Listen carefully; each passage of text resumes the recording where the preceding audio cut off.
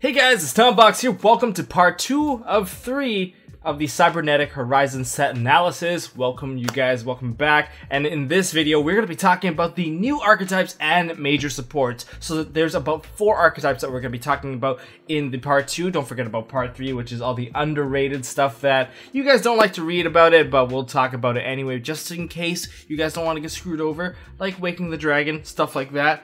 But before I get into this video, I just want to give a huge shout out to this new mat of mine. Of course, if you guys have seen this map before, it's because you have watched some of my live duels, and I love this map. This is the official playmat of 2018 for MST.TV. Fire and Ice looks beautiful. If you want some conflict in your mat, some contrast, this is the mat you want to go for. I'll put a giant image of the mat right over there so you guys can see what it looks like. It's beautiful. Likes on Instagram. It's available in Canada and US, I'm afraid. You can try Mexico, I'm not too sure. My supplier, we'll have to talk to him about it, right? I also want to give a huge shout out to my Patreons. If you want to help support this channel, throw me a bone or something. But yeah, you can check out the Patreon link to support this. And let's get into the archetypes. So there's going to be 4 archetypes we're going to be talking about. We're going to be talking about the TCG exclusive Danger, Palladians. We're going to be talking about Demise, and finally Cyber Dragons. These are the 4 archetypes getting major support. It's a huge boost for these archetypes, and we'll talk about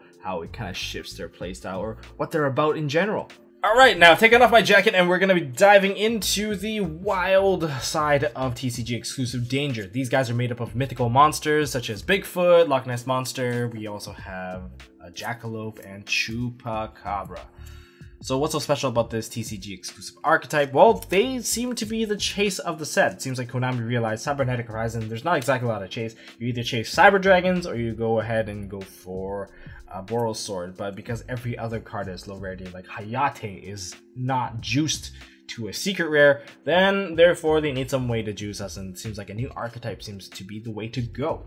So Danger, what's so special about them? Well, they're a dark archetype made up of a bunch of different kinds of monsters with different levels, but in terms of gameplay mechanic, all the monsters seem to share a discard based mechanic and the ability to reveal themselves in the hand. So for the reveal effect, that part is not once per turn, so don't burn your Ash Blossoms on these. And so I don't have to repeat myself, they all have this summoning condition where you can reveal this card in your hand, and your opponent then randomly chooses one card in your hand, and then you have to discard that random card. Okay, now if the card that is discarded is not matching the name that you revealed, you get to special summon a card with that name. Okay, seems fair enough. And then you draw one card. So you replenish the card that you discarded, and therefore it's a 0 at base, but it's a plus if you start to benefit off of getting other card advantages. Since this is a discard archetype and it is mainly made up of dark monsters, you can see that people are going to splash in Dark Worlds with this and synergize it with Dark World because it just seems so natural, and that these two kind of work together.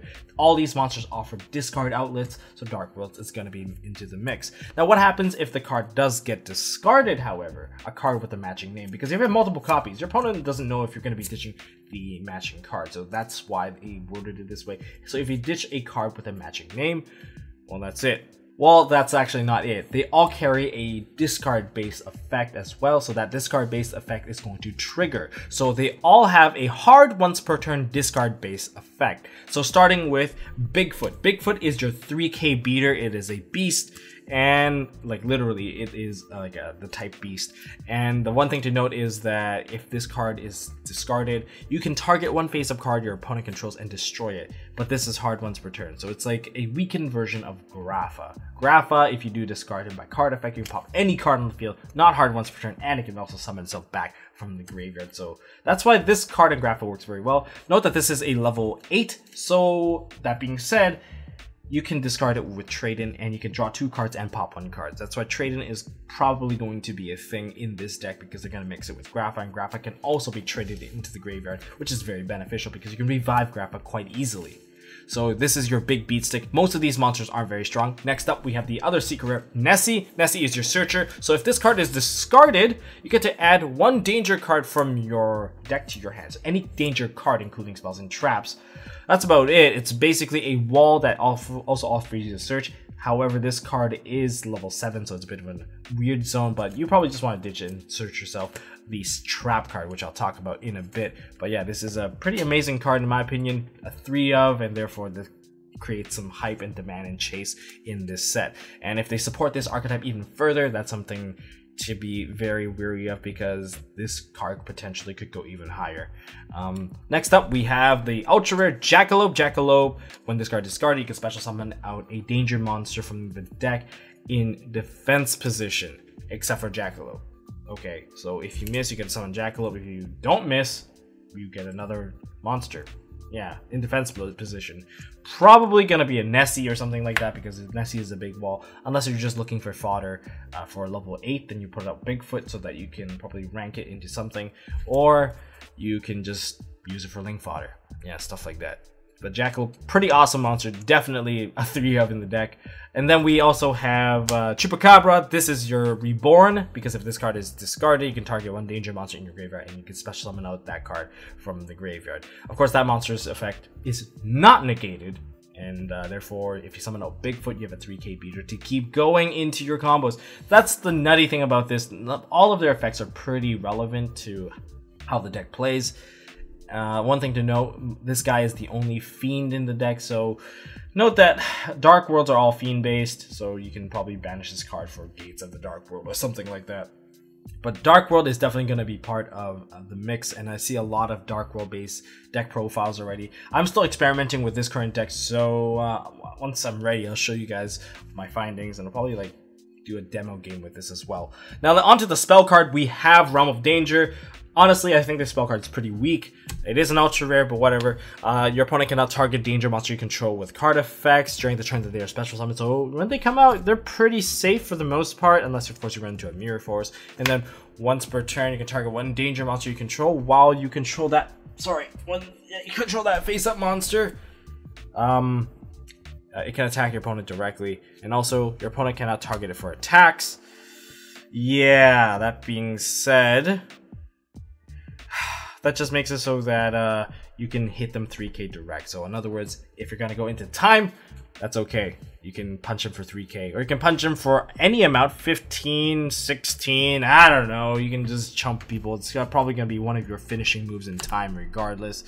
But everyone else also has Hayate, so you know, it's fair that you can do this. But I don't think a lot of people are gonna play this. And even if you do make it so that your monster cannot be attacked, your opponent can still do a direct attack through this monster, because it basically ignores the fact that it is on the field.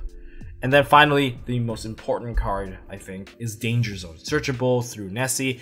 It's Graceful Charity. Danger Zone, highway to the Danger Zone, is going to let you draw 3 cards and discard 2. However, there is a restriction, so it's more like a Sylvan Charity. If you don't have any danger cards in your hand, you have to reveal your entire hand and then you shuffle them into the deck, basically draw lock comboing yourself. Yeah, that part kind of really sucks, so make sure you activate it while you already have a danger monster, unless you're really that brave. And make sure you count your deck before you use this card if you're gonna be gambling whether or not you're going to be able to get the extra cards. But drawing 3 cards is pretty damn good. I mean, it's almost like a Saryuja at this point. So just be very careful with this card. But because it's pretty useful, this is gonna be maybe a 3 of. I think it's just too easy to search for, and the utility it offers, even if you go first or second, you can perhaps proc off, say, a Grapha. You can use it to proc off a Bigfoot. There's lots of fun things to do. But Dark World cards, they're spiking up right now thanks to this deck. So Lucians, they're like 15, 16, close to $20 right now, and there's some Ceruli play you can do to just spam out more cards. And it's an OTK based deck, so you can actually push out and even maintain board control thanks to the levels of these monsters. So if you put out 2 Nessies, you have like a Xyz rank 7. If you go 2 8s, you can make Hope Harbinger. There's just a lot of things you can do, and since these monsters are basically free, the push that you can put, just dish out, is very, very strong. Alright, Palladians are the next archetype that we're going to be talking about. Much like the True Dracos having their Ignites and Dynamis, I guess Palladians are the next chapter in the World Legacy Saga. What do they do? I'm not too sure. Seems like a time skip happened, Nightmares were focused on co-linking. Palladians are now focused on link zone jumping and link buffing. So what do I mean? The link monsters, they absorb the attack of whatever they point to and turn off their ability to attack, and then they possibly trigger effects to help them gain pluses. So that's something that they're able to do. And in terms of the main deck monsters, they're all able to jump at the opportunity to a zone that a link monster points to. So they're all able to special summon in defense position, and it's hard blunts per turn for each of these guys. Fair enough. But what do they do exactly? Well, we'll talk about it right now. Starting off with Vaskai, we're going to check him out. And it seems like checking out is the right thing to do because he's got 1600 attack now. He's a little weaker compared to his vanilla self, but he's now the Crown Prince. Seems like this time he's a little weaker, but for good reason. Anyways, the summon effect, like I've mentioned before, you can special summon this card from your hand in defense position to a zone that a link monster points to. You can only special summon Palladian of the Vaskai once per turn this way, and this applies across the board for all the monsters. Now, that being said, what is his actual once per turn effect? You can target one Palladian link monster, and when that monster battles an opponent's monster, you can double up on the damage, and all your other monsters cannot attack. Seems like a kind of an iffy move, but remember, you only support link monsters in that sense. So yeah, there is a way to actually pierce through defense position monsters, and there's also ways to attack all your opponent's monster once. So if you want to go scapegoat, you got the piercing thing going on, the double damage, it's an OTK with this card. 1600 attack might not seem much, but as I mentioned before, those link monsters, they absorb the attack. So yeah, they gain additional attack, so it can quite get scary. So sorry, let me reword that. They can get quite scary. So next up we have Palladian of the Sacred Tree. This is the Void Seer. You can just banish this card if a Palladian monster you control would be destroyed by battle or card effect, and then that's it from the graveyard or from the field. Level 3, also a tuner, so it's access to Crystron Needle Fiber. When we get it in a Megatin, it's probably going to be a Megatin based on how Konami has hinted at us, but maybe I'm wrong about that. Next up, we have Celestial Bodies. I actually really like this monster. 600 attack. Might not be much, but it's the ability of what happens when you normal summon or special summon this card to a zone that link monster points to. This card is able to retrieve a Palladian card from your graveyard. So in terms of like a mid-game to late game, you can extend combos with this card, especially when you special summon this card to a zone. And based off of those link monsters, the 1 and 2, they're able to fetch pluses as well. So they are also combo extenders. Next up, we have the Palladian of the 100 Beasts. So he is the Lion King. This is Mufasa. Mufasa is like, yo, let's pierce these guys. So he's going to offer his fangs out there. And if you combine this card's effect, so you can target one Palladian link monster you control. If it attacks a defense position monster, inflicts piercing battle damage. Pretty useful stuff. Combine it with our favorite monster, Vaskai, and with the field spell, you can do some major damage. I'll talk about the field spell in a bit, but onward with the monster, we now have Palladian of the Fiendish Illusion. This is the utility card. If you normal or special summon this card to a zone that link monster points to, target a Palladian card you control and one card your opponent controls, destroy them. And because it says destroy them, if you have some other chains to remove this card off of the field or trade them off, or depending on what you've targeted, you can trade off the thing that you're targeting, you can just get the plus and pop your opponent's card. So it depends on how the chain link works out. But I'll talk about that in a bit. Then we have World Legacy Crown. This card is one of the best cards, I think, in terms of the World Legacy series. Of course, has the same summoning condition where you can just jump it in defense mode to a zone that link monster points. And you can special summon it once per turn this way. And in terms of what it does, when a monster is special summoned from the extra deck, activates their effect, sorry. It's a quick effect. You contribute this card, negate the activation, and if you do, destroy that card. Offers a negation for extra deck cards like Kagari and stuff like that. It's possible just to turn them off. It really puts a burden on your opponent, and it's like a 1-card negation. It's pretty neat. Level 6, pretty easy to summon out too. But yeah, it's part of the series, I suppose, because it has the same summoning condition. The other effect is if this card is normal summon or a set card is tributed, you can add a World Legacy spell trap from the deck to your hand. Yeah, whatever. In terms of the field spell, Palladians Reunited, this is going to be an amazing card for Palladians because it lets one of the monsters attack all the opponent's monsters once, much like UCT. And if you combine it with the effect of Vast Guy and 100 Beast, then you can see why it can kill Scapegoat if you just go Scapegoat, try to survive. No, I'm just going to make some Link monsters and attack all of them for piercing damage per game. So yeah, there's that. And then there's Albade Palladian. This is the quick play spell that lets you protect your monster. It is unaffected by card effects except for its own. Yeah, that's it. You can use this to protect the monster that you're going to be popping with the Fiendish Illusion. And if you're going to use Fiendish Illusion, this card pretty much works very well with it. When this card is activated, you can tribute a Palladian or World Legacy monster and summon out one Palladian or World Legacy monster with a different original name from your deck or graveyard. So combine that with the Fiendish Illusion, you kind of get the idea. It's like a Diamond Dart, then you just get rid of one, and then your opponent's monster pop, you get a new monster. It just works out great that way, and your opponent can only target Link monsters for attack if you control a Palladian Link monster on the field. That's about it for those guys.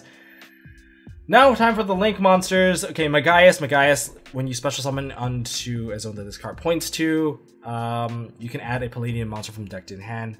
He's pretty weak, only 100. He is a Link 1. That graphic up there is wrong. This is CYHO Pro, so that graphic up there is wrong. It says Link 2. Hopefully they fix it. As for Regulex, if you special summon into a zone that this card points to, it searches a spell and trap. Pretty useful, which can basically lead up to the OTK. And then finally, we have ARCHETYPE Palladian. Of course, it gains attack equal to all the monsters that it points to. Same with Regulex, same with Megaeus. But this guy lets you negate face-up cards on the field by tributing out a Palladian or World Legacy card that it points to. Seems simple enough, and it's just till the end of this turn, which is not bad, but it is a quick effect, so you can use it on your opponent's turn to get yourself an effect veiler-esque type effect, basically. So overall, it's not too bad, especially when it gains the attack, and it also makes it so that your opponent's monster can't attack. It makes it very annoying for like Mech Knight decks, because Mech Knight decks, they need to summon to the zone it points to.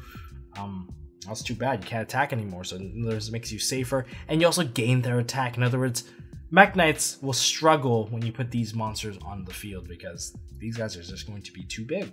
As for the remaining 4 cards, we have World Legacy Survival. World Legacy Survival is a pretty amazing card if you ask me, because it really speeds up the game for anyone playing crawlers, or if you're going to be playing World Legacy, because you get to execute 5 cards on top of the deck. It's almost like a Kumushroom or whatever that Sylvan card was. Now, if in those cards there is a copy of a World Legacy or a crawler, you get to add one of those cards to your hand, and then you can send the rest of the cards to the graveyard. So it really advances your game state by 4 cards and add 1 card to your hand. That's amazing. However, it does come with a restriction where even if you whiff, now when you whiff, you have to shuffle all the cards back in. But if you successfully resolve this card in any sense, you can not special summon monsters from the extra deck except for Link monsters for the rest of the turn. So this card is also hard once per turn, but it's a pretty decent card if you ask me. It gives you a lot of speed. Next we have Communion, which is another X-Crawler card. When your opponent activates a monster effect while you control a crawler card, you can change their effect, which is pretty neat. Effect changing is always fun. Return 1 face-up monster your opponent controls to the hand. So since you have to control a crawler monster, I believe the crawler monster might have to be face up, to be honest, because they can't really confirm. But anyways, aside from that, you can return a card to your hand. Instead, the other effect is what I'm more impressed with. You can actually banish this card from your graveyard. Target 1 Link monster on the field, special summon a crawler monster from your hand, deck, or graveyard in face down defense position to the zone that I guess it targets. Yeah, that's basically it. So it's really good speed. I think I like this card in the graveyard more because it gives you a free monster from the deck. Now in terms of the Mech Knights, you get this quick play that's already available for us in TCG. Special summon a Mech Knight from your hand or deck in defense position, but return it to the hand during the end phase. That's actually not too bad since you can special summon them out of the hand anyway. Especially when you special summon out like a purple, then you're just getting free cards regardless. And for the rest of the turn after this card resolves, you can only special summon out Mech Knight monsters. That's a okay restriction, especially when you're going second or it's on your opponent's turn. You're not going to be special summoning too much anyway, and getting yourself a nice wall of 25 or getting yourself a nice beat stick of 25, you know what, and doesn't hurt at all. And time for the Mech Knight requires 2 monsters, including 1 Mech Knight. This guy, simple enough. If this card is link summoned, you can discard a Mech Knight monster or World Legacy card. You can add a World Legacy card from the deck to the hand. But of course, this card forces your opponent to play zones just as you do play the columns, because if they battle a Mech Knight monster that's not in the same column, you don't take battle damage, and the monster can't be destroyed by battle. So yeah, this is where this guy comes from. And also, because he is a link to Mech Knight, you can use 2 materials to go into Spectrum Supreme if you're playing Spectrum Supreme. Next archetype, Cyber Dragons. Cyber Dragons is something that a lot of you guys are excited for. I know a lot of you guys don't agree with the way I play Cyber Dragons, but at least we can all agree that this archetype got a bit of a rarity bump. I mean, Zeger, I expected this card to be a secret, and like being a secret doesn't become much of a chase card, but Konami is making you chase a lot of these cards, so they decided to make Rev System the secret. Yeah, I don't know how you guys feel about that. Seems a bit rough, but regardless, let's talk about these monsters. So you have 2 ultra rares in here. We have Hertz as the ultra rare. This to me is like a 3 of, 2 to 3 of, because it also allows you to do machine dupe combos with it.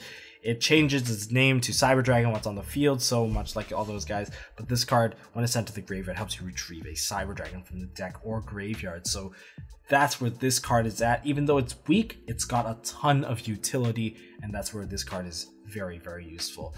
And as for Zeger, Zeger is probably...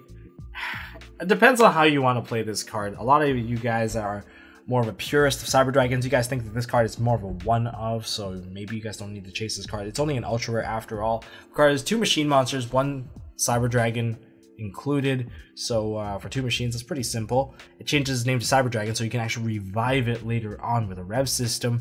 But I like this card because by base, it can actually push itself to 42, even though it can't do battle damage when you do that. However, you can also boost other 2100 attack machine monsters by 21, and those guys can deal battle damage. But this card will not, but it can still attack, so that's where this card's come from. It does have awkward pointing arrows of left and down. But that being said, awkward pointing arrows isn't too bad, because that means if whether or not you are starting with this as your first link or using this as a midway link, you are still going to open up one of your zones. That's what I like about the Cyber Dragon. And in terms of the secret rare, we have Cyber Dragon Rev System or Cyber Rev System. Best thing, I already talked about it.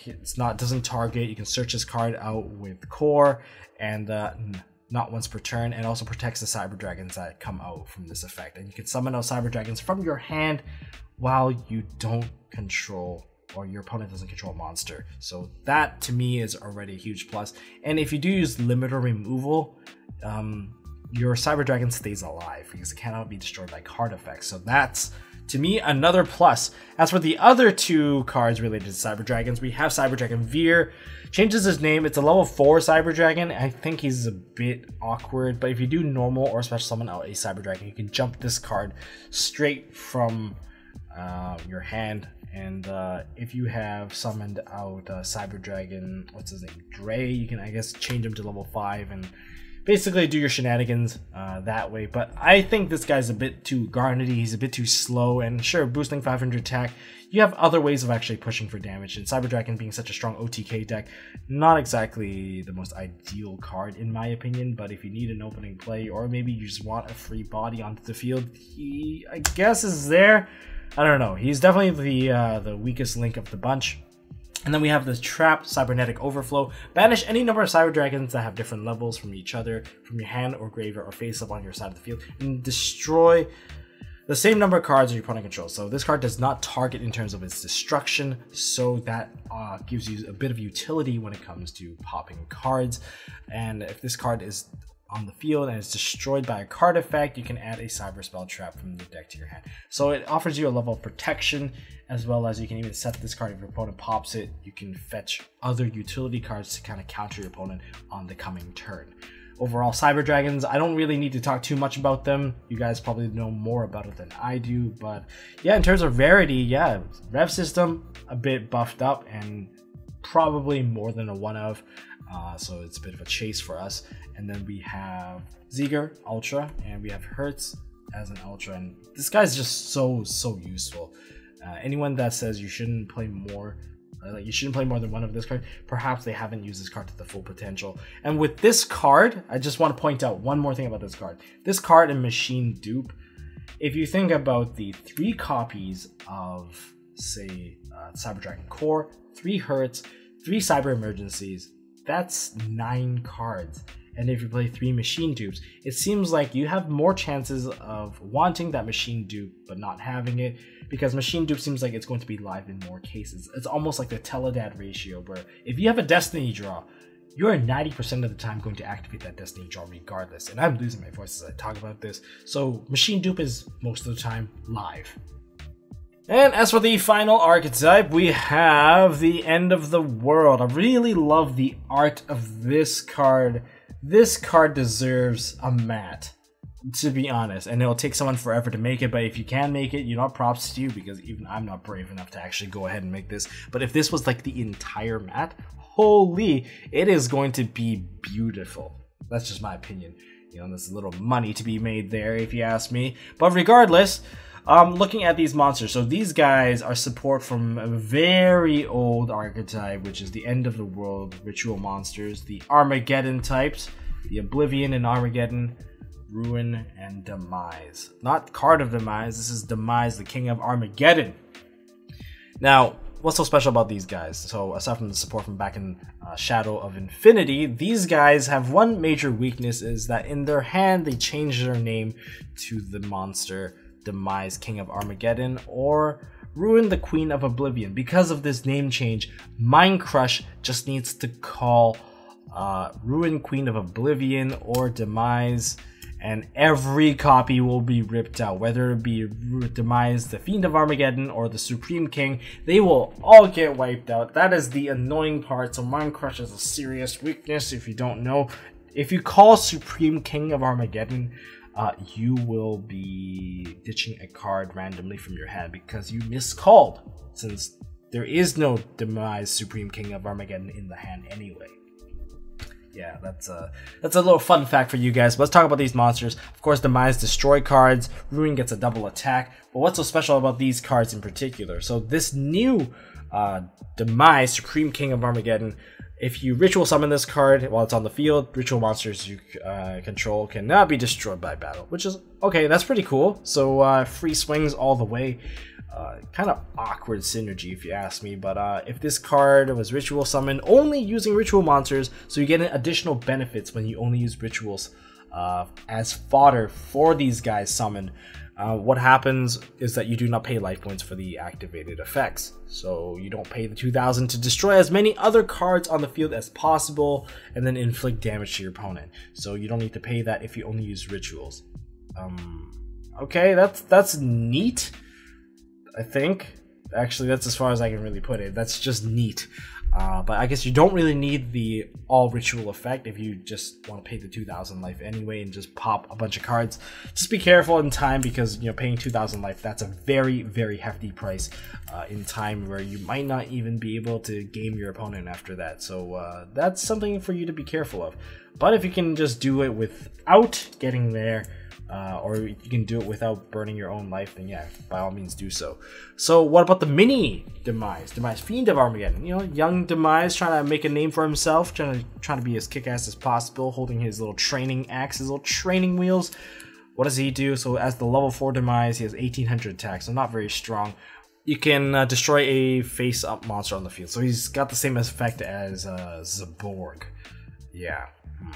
In my opinion, that's not that great. You're trading a lot of cards. You're using at least 2 cards to make this guy. You're just destroying 1. Yeah, not exactly my cup of tea, but I do enjoy his second effect, though. His second effect is if this card is sent to the graveyard, you can target 1 ritual monster you control while that monster is face up on your side of the field. Your opponent cannot activate cards or effects in response to ritual monsters' effect activation. So in other words, if you use this card plus a 6 to make this big-ass boss monster, when you blow up the field, your opponent cannot respond with any form of negation. They cannot strike you, they cannot affect Valor, they cannot impermanence. You get to blow up the entire board. at 0 repercussion. And that's something I do like if you do throw this card as a ritual fodder. These guys are made to be ritual fodder. What about Ruin? The mini Ruin, Angel of Oblivion. So the Angel Ruin, she can attack 2 monsters, so you can't really attack directly twice. She's pretty weak, 17. Here's something stupid. I don't get why they're like 100 attack off from each other. It's a little silly. It's like the girls are weaker even though she has to attack twice. But I guess it makes a bit more sense because she can actually dish out more damage in some sense.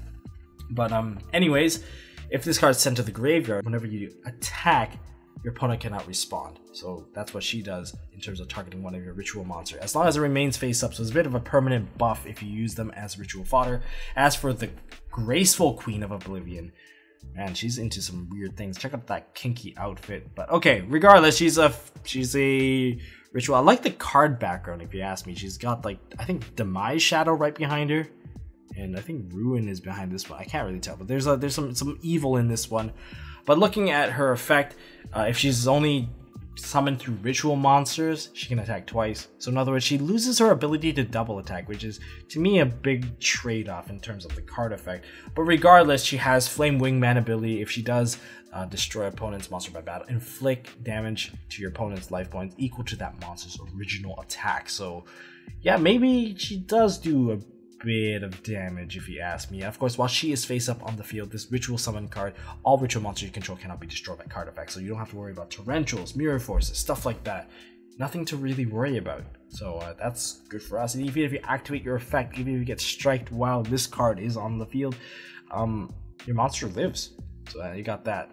In terms of the spell cards, we have the Endless of World, which is the new ritual spell, which is equivalent to the End of the World. Here's the thing though, this card has a really good recovery card. Now it just summons out Ruin or Demise, and you must tribute monsters total levels equals or exceeds, so you don't have to be exact with the levels. Regardless, during the main phase, you can shuffle this card from your graveyard back into the deck and add one End of the World, which is the OG Shadow of Infinity ritual spell, from the deck to your hand, and then you can also add Ruin or Demise from the graveyard to your hand. So yeah, that's actually pretty neat. That gives you a bit of synergy.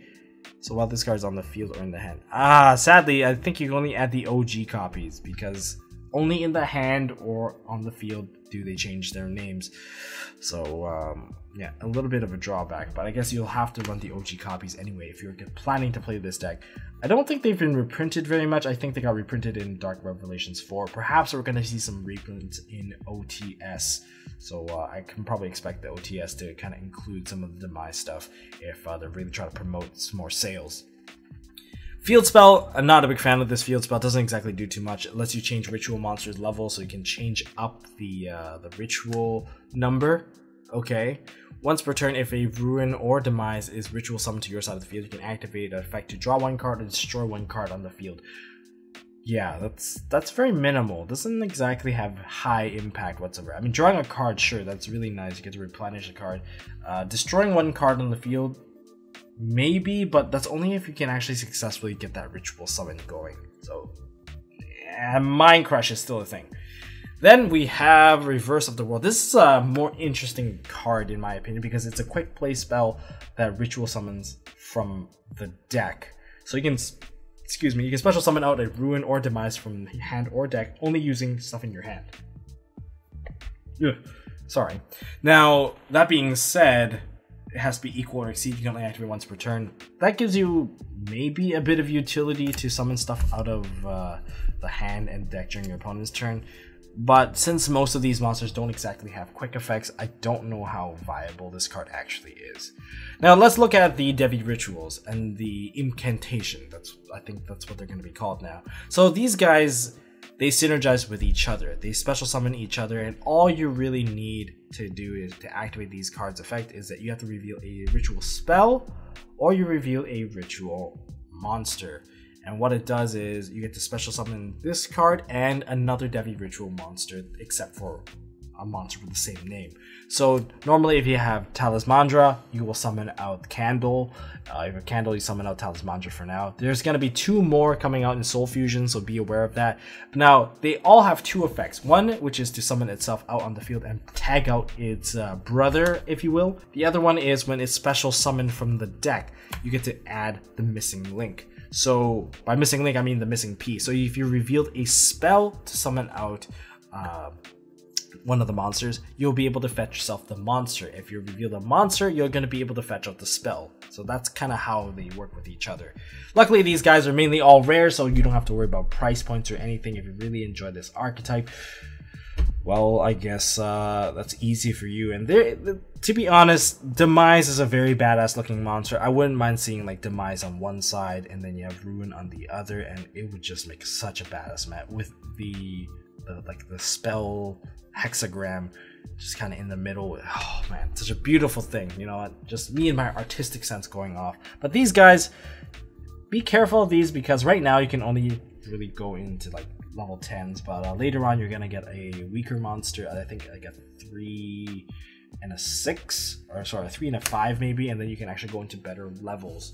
But that being said, that's basically it for the major supports.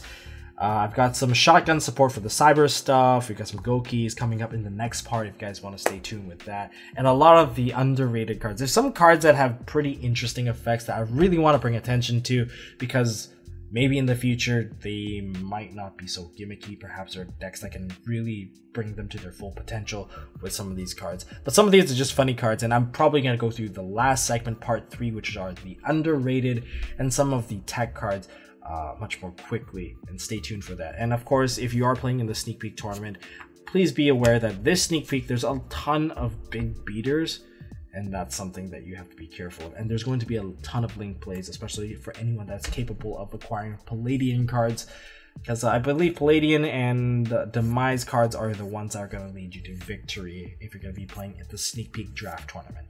Well, that's all I got for you guys for this video. Hit subscribe if you want to stay tuned for part 3. If you guys want to see more stuff from MST.TV, hit that like button, hit the subscribe.